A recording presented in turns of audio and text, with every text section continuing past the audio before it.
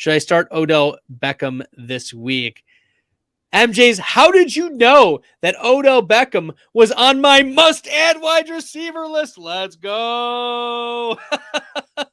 Odell Beckham is the last player on my must-add waiver wire list. And you're like, wait a minute, Odell Beckham, last time we saw him was in the Super Bowl. Yeah, but he was also crushing last year when he was on the Rams. Okay. And he was traded. But if you look at some of the game logs, like Odell Beckham, 5 touchdowns in his last 7 regular season games, and he was absolutely crushing in the playoffs as well. If you look at how many double-digit fantasy point games he had, week 12, he had 16 fantasy points. Week 13, he had 10 against Jacksonville. This was last season.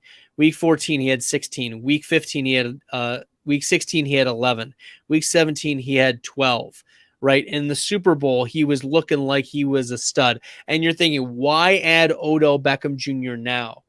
Because the Dallas Cowboys have been connected to Odell Beckham Jr. Michael Gallup is not performing the way he should be. CeeDee Lamb is playing fine, but he needs support. He needs someone else that the defenses have to respect. James Washington is still working his way back from IR. The Jalen Tolbert, the 3rd round pick, has not hit this year.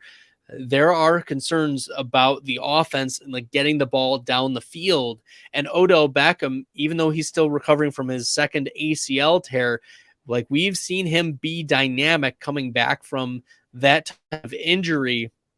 So, this is a speculative ad in a deeper league, but Odell Beckham Jr. is a player that needs to be on your radar, and you need to be the first one to pick him up because he does have, flex appeal upside if he's on a team. So I know that that MJ's Elite made it a joke. He tried to make it a joke. Should I start Odell with this week? You should not start Odell, but he should be on your deep league waiver radar.